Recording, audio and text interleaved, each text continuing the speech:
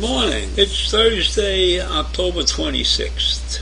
And the other day, of course, I'm reading for something to talk about, and I come across this article, and it deals with the state of Texas. The Texas Attorney General, a man called Ken Paxton, is suing the Biden administration for allegedly cutting the razor wire at the U.S.-Mexican border. And why? That's Texas wire, he's claiming.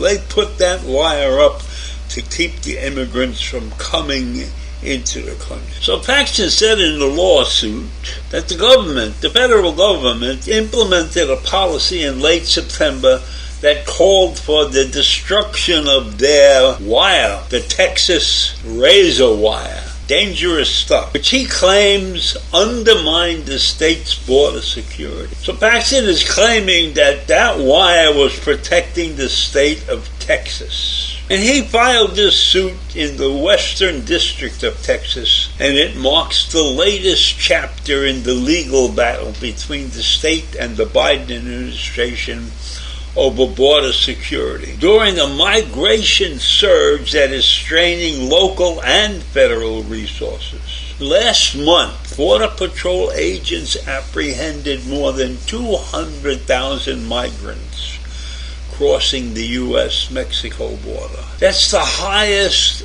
total in 1 month this year.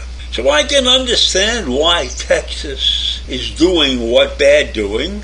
And I can also understand why the government is doing what they're doing also. Now, I don't know whether the wire is really on Texas property 100% or whether it actually is in some position that is not under the control of Texas. They don't say anything about that. But that wire is dangerous stuff. No, I guess if the immigrants who are trying to get into the country get sliced up by the wire, they can't sue or anything like that, I would imagine. But we don't want people dying trying to get into the country. That's not good either. So I think this whole thing between Texas and the federal government is something that has to be solved not in the courtroom, but by reasonable individuals sitting down and talking. And we know that Texas is not a reasonable individual in and of itself because we've seen what they've done, packing people into buses and then shipping them around the country to other states just to show their power. And New York is now strapped with, I don't know, billions of dollars worth of immigrants, supposedly, according to Mayor Adams in New York City. So I guess if I look at this thing, I would say what's good for the goose is good for the gander. If you can pack buses and ship them all around the country to states that are not expecting them, then why can't the federal government come across and cut your razor wire? It seems like it's a fair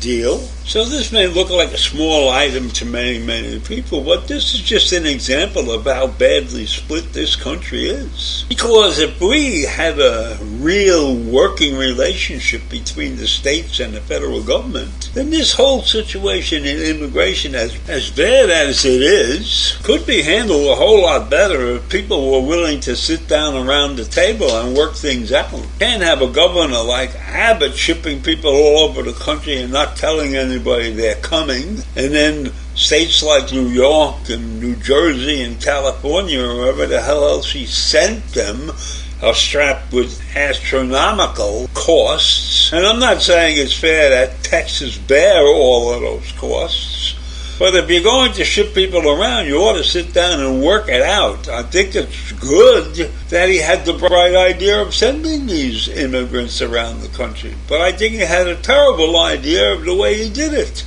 I mean, this is supposed to be a nation. We're supposed to work together. Even though we got 50 individual states doing all kinds of crap by themselves, we're supposed to work together. This is a prime example of the split in this country.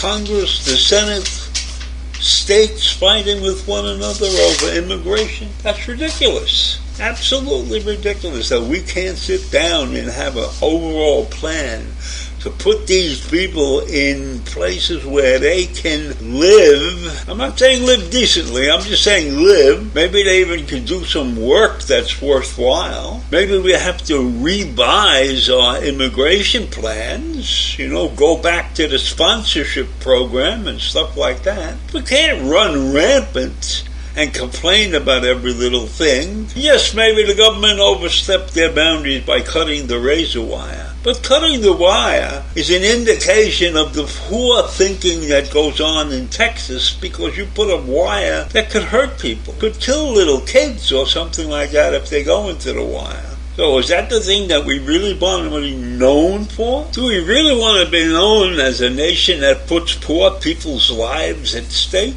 And I know that there's many people bitching about the cartels and everything and all the fentanyl that they're shipping into this country. But I'm willing to bet you that's a very small percentage of the people who are running around and trying to get into this country. So everything gets blown out of proportion, But putting up razor wire and putting people's lives in danger, I'm going to get myself in trouble, but is that any different than what's going on in Gaza, where Hamas has put people's lives in danger? Children, they've killed children, mutilated and raped women? Is this razor wire much different than that? Maybe the magnitude is, it sounds different. Maybe it's not as life-threatening, but anything that deliberately, purposely injures individuals and possibly little children shouldn't be allowed. Even if it is your territory, that shouldn't be allowed. There are no laws or rules against using razor wire.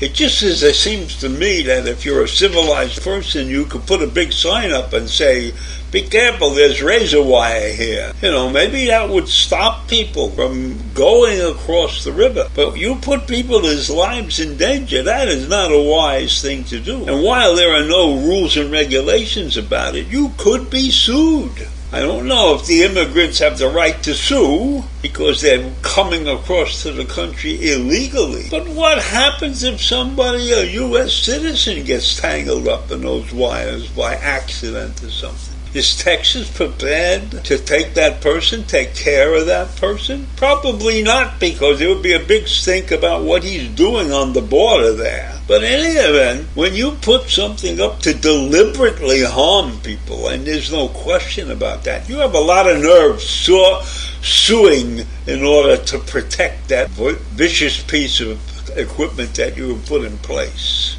So I think Texas has gone about this entire thing incorrectly, and I think immigration is a monstrous blight on our society, and we haven't done enough to correct the situation. This is a situation that requires great thought and a lot of work, and we're not equipped to do that because we're in a mess in so many places.